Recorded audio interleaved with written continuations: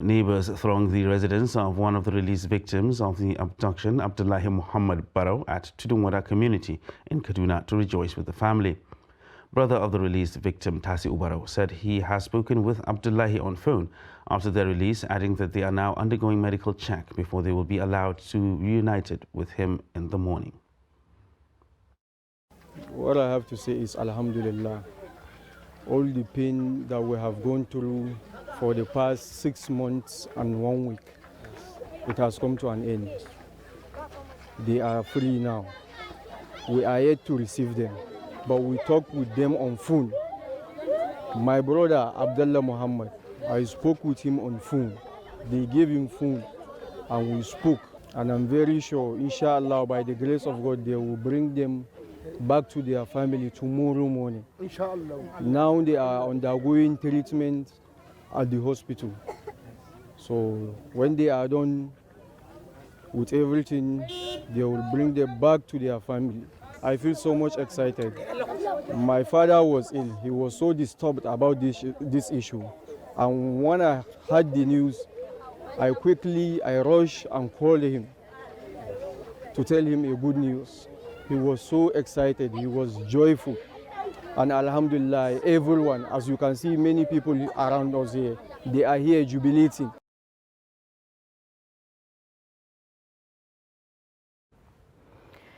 All right, it actually, is for every Nigerian, if I do say so, it's actually a good day. Everybody is actually rejoicing on the release of these 23 passengers.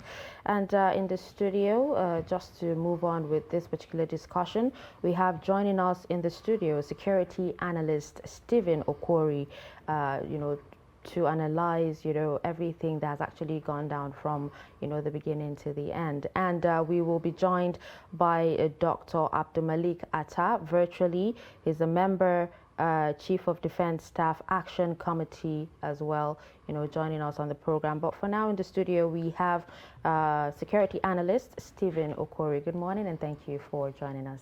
Yeah, thank you for having me. Okay, so first of all, as a security expert and, as a Nigerian, how did you feel when you heard of the release of the remaining 23 passengers? Yeah, when such news comes up like this, it comes with excitement, especially on the part of the families of the victims, And on our own part as professionals, security professionals, it's also, and it comes with excitement. It shows that the security agencies are on top of the game, trying to see how citizens are continuously being protected, properties are also continuously being protected and all that. So it's a welcome development. When I got the news, I was so pleased about it.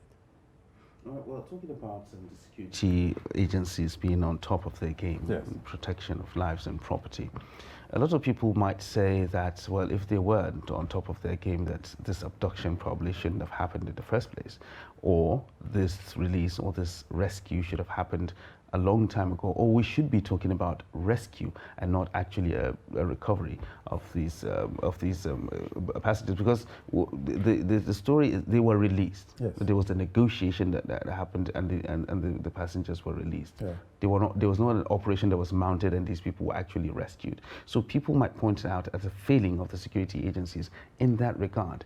First of all, for the abduction happening itself, and secondly, for it taking so long for them to be secured back. Yeah.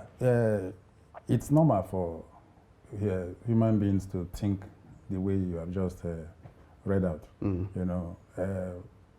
Ordinarily, we expect a society where such nefarious activity should not have happened, But to respond to your question, I want to take us to a crime triangle where you have the desire, the opportunity, and the reward.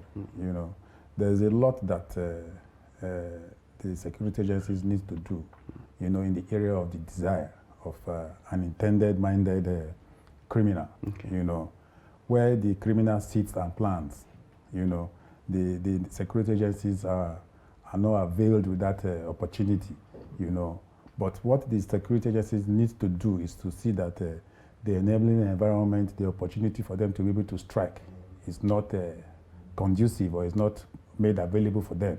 You know, that's where I expect that the security agencies need to be proactive, you know, not being reactive. But the other way around, looking at it, you know, there's a lot that they can do in terms, just the way I said, in terms of trying to see that the desire to commit this crime is not there. But how far can they go about it? But what they can do is to see that the opportunity does not come. For instance, where the terrorists sat and planned to see how to attack the train, the security agencies were not privileged to that information, you know, but they would have seen that the attack did not go on, you know, but they even had the opportunity to see that they struck and adopted victims, you know. So by and large, you have to still give them kudos, you know, because society without crime is inevitable, you know, but to see how to downplay it is what they should be up to. Yeah. All right. Well, right now we have joining us Dr. Abdul Malik Atta. He's member, Chief of Defense Staff Action Committee. Dr. Atta, good morning, and thank you for joining us on Daybreak. Good morning. Okay, so first of all, I'm actually sorry that, you know, about everything that's actually happened to you. But can you give us an idea of how your family is coping, you know, in the aftermath of this particular traumatic event?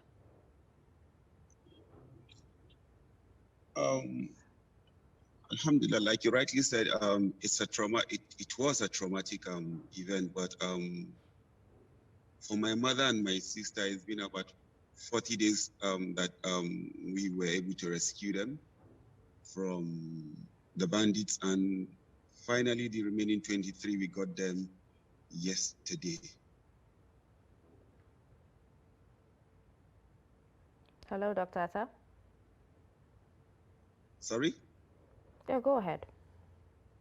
Yeah, it has been a process. In the last 6 months, the Chief of Defense Staff, General Irabo, set up a committee to help rescue the entire 63.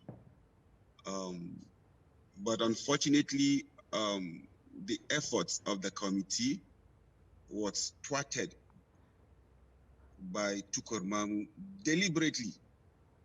Initially, the whole saga wasn't about money. The bandits never asked for money, but Tukur Mamun later on made it a money issue. And unfortunately, it has cost the families about 2.5 billion through Tukur Mamun to the bandits. But what we did yesterday, we've been negotiating with the bandits for an upward of about 40 days in releasing the remaining 23. Went into the bushes severally, slept in the bushes. Then finally it yielded the result yesterday, though we had agreed to free to their release on Saturday, but the terrorists flooded. It couldn't take place for the safety of the victims and our safety. So we had to monitor the environment and change location, and eventually we got their release yesterday. All glory be to Allah. All right, Dr. Atta, still staying with that, being someone who is actually close to this particular incident, how difficult was it for you to actually be part of those negotiations after what you've actually gone through, or what you are still going through as someone who's very close to this? For somebody that has gone through, the trauma, and we are still going through it anyway. And honestly speaking, when I went to pick my mom in the bush when she was released, she refused entering the car and asked the bandits for the remaining people. But they assured her that let her go, that we will talk. And I'm happy the talk has yielded the positives now that we all saw yesterday. Kudos to the Chief of Defense Staff for his resilience, you know, despite all the challenges, despite the first, he kept on pushing, and eventually the whole thing took place yesterday without a bullet. All right, so now a viral video of the victims, was released, some months back, about with them being flogged. How did you feel, seeing your family members, being maltreated? That episode you saw was dramatized. It was all the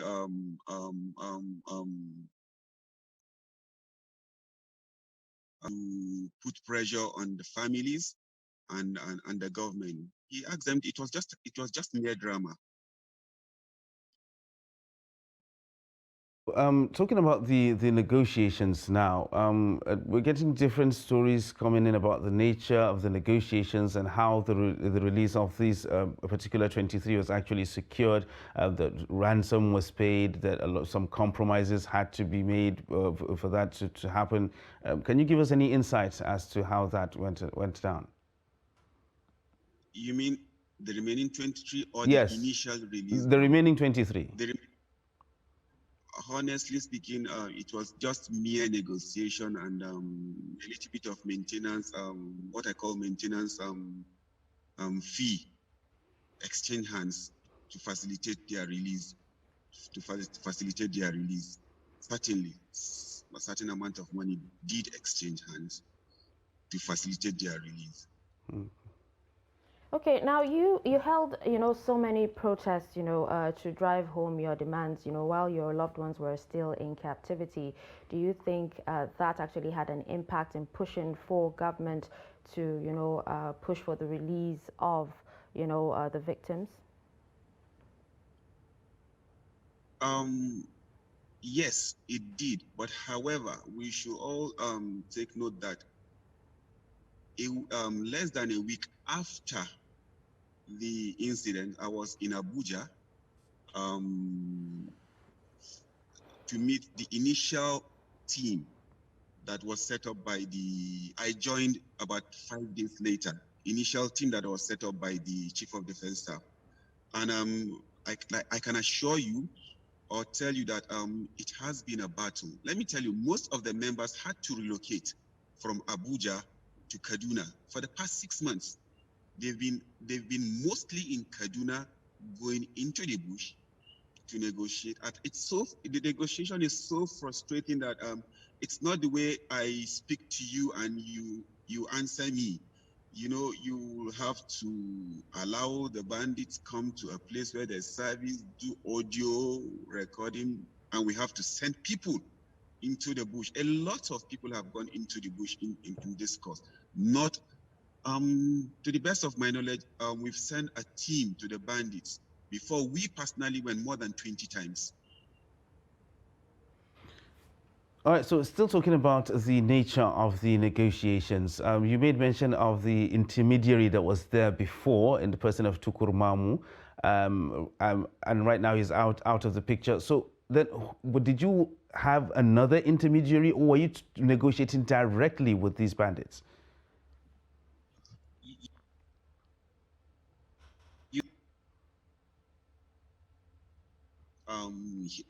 The efforts of the government initially was thwarted by Tukumamu because he brought in the issue of money and assured the bandits that he will get money for them.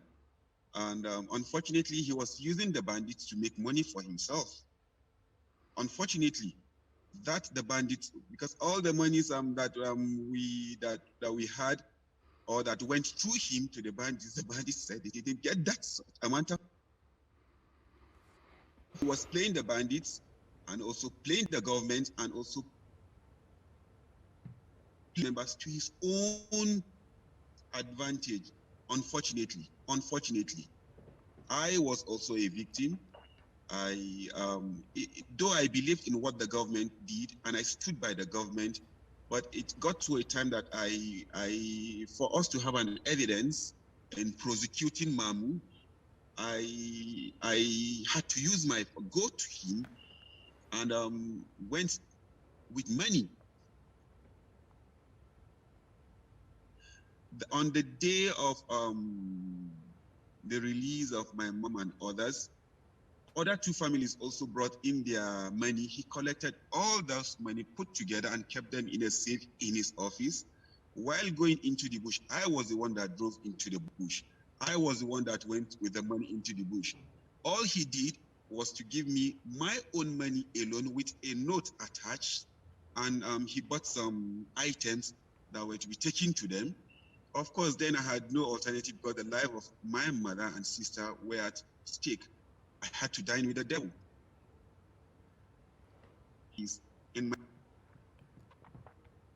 the money. I didn't go with the money. I went with mine alone with a cover-up note from him. I have a picture of the money and the cover-up note and what he had asked me to take there. I have it. Now I took my money there and I brought in 4 people. The monies he kept behind, what did he keep them for? For whom did he keep them? Okay, now considering all you had to go through and all your family had to let go of to secure the release of, your mom and your sister, what kind of support has the government, given you and your family since the release? The government gave us moral support. That's all the government gave us, not a kobo anyway. But we didn't ask for a kobo from them. But they gave us all the necessary moral support, the pushing to keep going.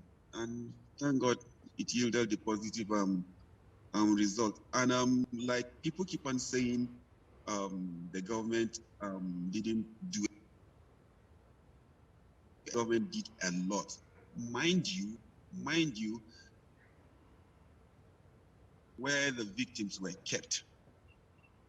The government knew where they were, but in order to avoid a collateral damage, loss of lives, attacks were not taken there. They were relatively secured until everybody came out yesterday.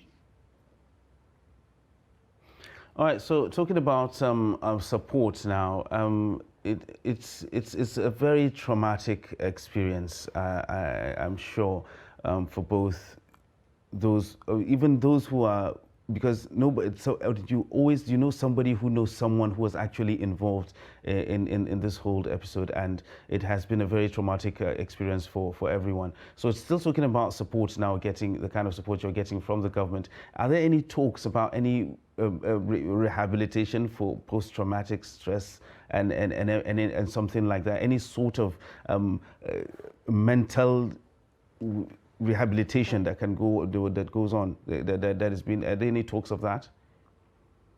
Honestly speaking, family had handled his or her own member privately. But the remaining 23, when we brought them out yesterday, we took them to a government facility where they are being medically checked and assessed before being given to their family. But that's it for now. Yeah, I think so. All right, well, just before we come back to the studio, would like to actually, have your thoughts on the recent bill that actually passed on, ransoms not being paid. The Senate actually passed a bill saying that, anyone that pays ransom, risks 15 years imprisonment. What's your thoughts on this? Do you think ransom payment should be banned? If I have my way, ransom payment should be banned. We shouldn't encourage it because that's what Mamu took advantage of. Played the government, played the kidnappers, and played the family. He should face the penalty for doing that. We shouldn't encourage ransom payment at all. I'm not in support of it. But then negotiating for such things involves a lot. Whatever needs to be done should be done through the government. And like I said, we were able to rescue the remaining 23, we went into the bush without a bullet being shot. And we got everything. So there's like we told the bandits yesterday, there's a room, we know your cry. It shouldn't be all about taking the innocent ones. Come to the table. We have a government that has a listening ear. We have a chief of defense staff that is willing. See, he's willing to talk rather than risking the life of his men. You know, you can imagine the kind of resources being thrown into trying to secure our lands. But this money could be channeled towards other things if they could come to the table and we talk. And like I said, they've agreed. They've agreed to talk. They've agreed to move forward from where we've stopped. They've agreed. They've asked us to schedule a date for another meeting with them where we could iron things out. And I can see the light at the end of the tunnel. All right, so let's come back to the studio now. I'm talking from a professional's point of view. You did hear me make mention of the fact that the government was actually aware of where these victims were actually held, but they held back on launching a full-scale military operation for the fear of collateral damage. Yeah. But a lot of people have been frustrated with the pace at which this negotiation or this rescue has actually gone on, and they were like, why can't the government just go there gung-ho and then pick everybody up and shoot whoever needs shooting? But we talked about collateral damage, but in every war there is collateral damage, isn't there? And I think this is a war, isn't it? Yeah, it is a war. You know, we have to admit the fact that it's a war. How to go about it, though it's not a conventional war, you know. But in this instance, I think that the best approach to it is what the government deployed, you know, negotiation. Just the way, from the onset, it wasn't a ransom payment kind of agreement, you know. Initially, they asked for their sponsors and their commanders that were in Kuje prison, you know, about 65 of them. That was the first thing they brought on board, before they now discovered that some of their children were also arrested by the government. So they did all that, released their children, there was a swap, you know, and all that. But the government now dragged the process of negotiation for a while, and they took it upon themselves that, okay, since the government was delaying or slowing the process of trying to see how to release their 65 commanders, they came and rescued their commanders themselves. So after they did that, they discovered that they didn't have any other thing to put before the government. They now started going for ransom, you know, and they were able to net that kind of amount of money from families of victims, you know. So the fact of the matter is that we should see how to avoid such situations. Look at the situation we have found ourselves, negotiating with bandits, you know, and all that. At the end of the day, just the way the Dr. Atta said, money exchange hands, you know. We're talking about negotiations now, about negotiations now as the way to go in resolving these kind of issues. We just heard from Dr. Atta that most of the monies that were actually collected as ransom didn't make it to the hands of the bandits because they actually said it. Somebody else cornered that. So how effective is that means of negotiation if you can have middlemen that can actually profit from this and not and play both sides against the middle? Yeah, that is when if you fail to hire the service or services of a professional negotiator, this is what you get. Mamu was not a negotiator, you know. According to the stories, he's a publisher, a journalist, and all that. So he saw that gap, you know, and he killed him, you know. And so the DSS established that he was a benefactor, just the way Dr. Atta said, and he was even a collaborator, you know. So he used the opportunity to see how to make money for himself. Meanwhile, a professional negotiator will not benefit financially from such arrangement, or, you know, but because he's trained, you know, he must put on board or bring on board the ethics, you know, of a professional negotiator, you know. But we have professional negotiators in this country. The government would have hired their service, you know. But I commend the panel that was put into the 7-man panel, for them to have gone this far, to see that the remaining 23 were released. But you see, kidnapping has been on since right from the Chibok period and all that, even before the Chibok period, So it is something that has come to, I'm sorry to say, stay, because we are experiencing it and all that. So the panel, such panels should have been on board right from day one to be able to see how to negotiate between government and people that adopt. All right, so just to, buttress what you just said, now a lot of Nigerians are actually scared that, since this actually happened, more of such attacks might happen, but what are the implications of, such, this kind of act of terrorism to national security?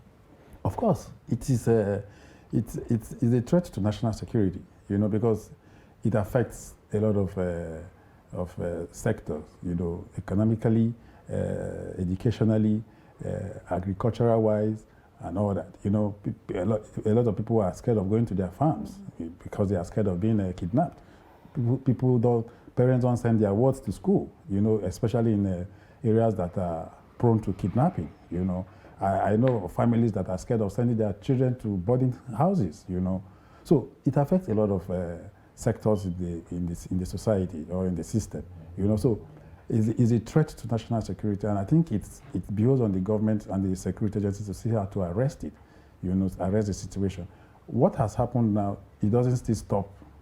There are other sets of terrorists or bandits that are out there, What has happened is not a guarantee that it will not happen again, or with other terrorists or bandits will not still go ahead and still have to kidnap, because it has been established that Nigeria is lucrative in terms of ransom payment.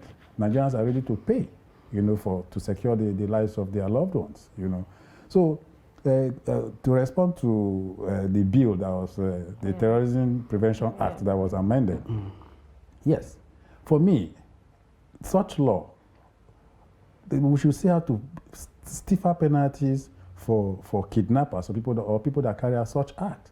What's the penalty?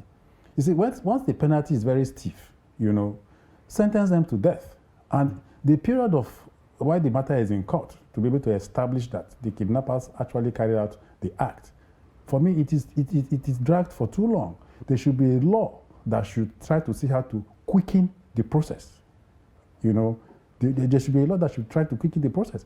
For instance, you looked at the Evans period. It took like 5 years for him to be convicted. So why will it drag that long? So if you are amending laws to see that people don't pay ransom, you should amend the laws for a period of time that within 6 months, cases bordering on kidnapping should be dispensed with. Not that period of dragging it for a whole long of time. All right, let's go back to Dr. Atta now. For someone who has actually interfaced with these bandits, have actually talked to them, and you did make mention that the door of negotiation is actually open. What do you see are the likely demands that these bandits will put forward in the course of these negotiations? And if there are demands and these demands are actually met, are we hoping to see that an end to all of this? Let me take you a bit back. Initially, they demanded for the release of their kids that they left behind while they fled, and the government made sure the 8 kids they asked for were provided in exchange for all the women and the injured. We were supposed to have 33 people out. But again, Mamu betrayed us, betrayed the bandits, and the government. We have all this on audio with Mamu, where they told Mamu, no, this is what you said. At that point where the 8 kids were taken there, the only option left for the government team that went into the bush then was just to give them their 8 kids and come back with their lives safe with the initial 11 that came out. Then secondly, they demanded for their commanders. And government felt, okay, fine. The lives of innocent people and the commanders, of course, yes, government could lay their hands on anybody they want to do with time. The government agreed to release certain people to them. Let me tell you, those people were in Kuje prison. But what happened? They struck. And Tukurmamu had knowledge of that attack because he had stated in one of his articles that he knew the attack was going to take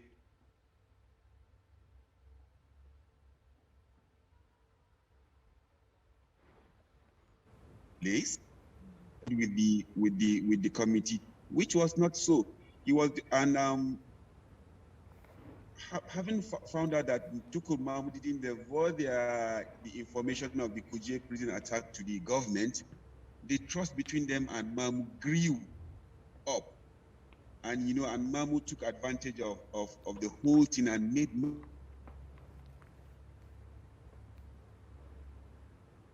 money.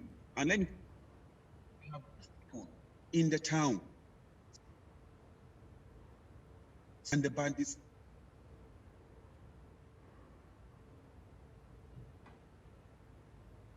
in the bush, and they are human, and we saw the way they spoke, we saw and they expressed their feelings. So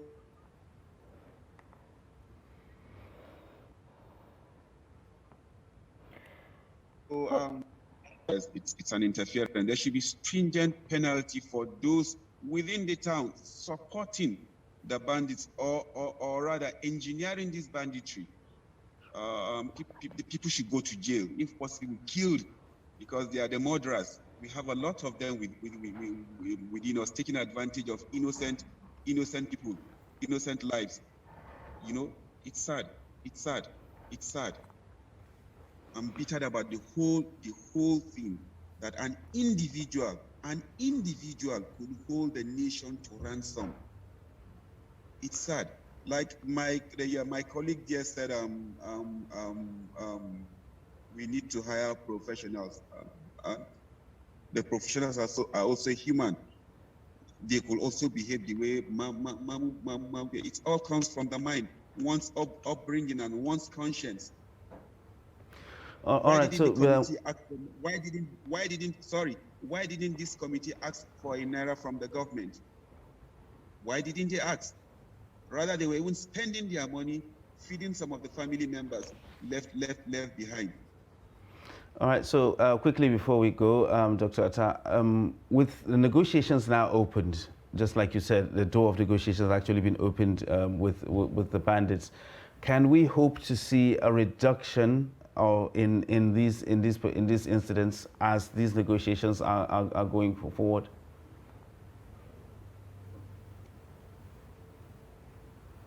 People like the team that was set up by the Chief of Defense Staff, they were selfless in their services. They never asked for kobo. They were spending their money throughout the whole thing, left their families for 6 months to come and stay in Kaduna to help in rescuing. They were selfless people that deserve all honors. The national honors being given to some people are supposed to be given to those to those people. Honestly, I need to mention their names for record purposes. The team of the CDS is being headed by General Abdul Kadir, Abubakar Abdul Kadir. We have General Jalingo Adamu, and we have General Abubakar Saad, and we have Professor Yusuf, Dr. Adamu, and Ibrahim Abdullah.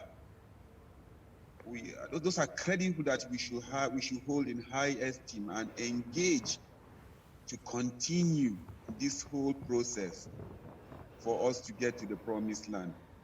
We will get there. We can get there. I'm very optimistic. All right, thank you so much, Dr. Abdul Malik Atta, for joining us on the show and sharing your thoughts and experience with us. It's my honor and pleasure. Thank you. All right, so that was Dr. Abdul Malik Atta, Member, Chief of Defense Staff Action Committee. All right, so let's go back to our studio guest, Mr. Okori. Yeah. Okay, so now still talking about, insecurity situation. That's the security situation, I beg your pardon. Now, so many security experts, have preferred, solutions to end insecurity in Nigeria, and, it still continues unabated. Where are we getting it wrong? I want to feel that perhaps they are not applying the necessary tactics, strategies, and even implementing what they think should be the way forward. I think that in situations where you apply certain tactics or strategies and all that, and you are not getting results, there's need for you to see how to move the other way. We'll keep trying, until we see the improvement. As we are going on, they should be noticing gaps, and try to see how to close the gaps, So there are a lot of things that are surrounding the failure, so to say, by not getting the required result.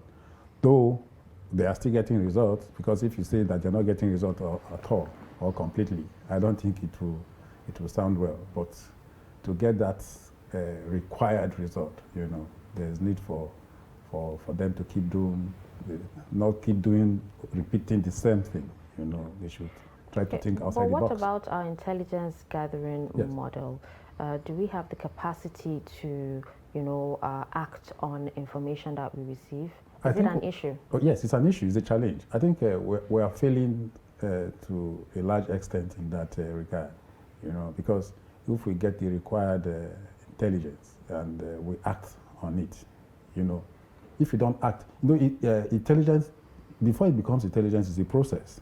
It first of all comes as an information, When it follows through that process and becomes intelligent and you don't act on it, it becomes a news.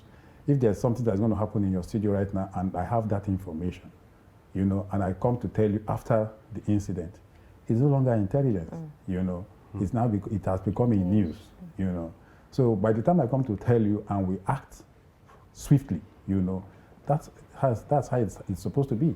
So the relevant intelligence agencies, I think that there's more they need to do, in terms of intelligence gathering, so that they can really see how to act before instead of going to react after the incident has been committed. All right. Thank you so much, Mr. Stephen Okori, for joining us on the show today and sharing your thoughts. Thank you. All right, we'll take a quick breather, and when we return, the show continues.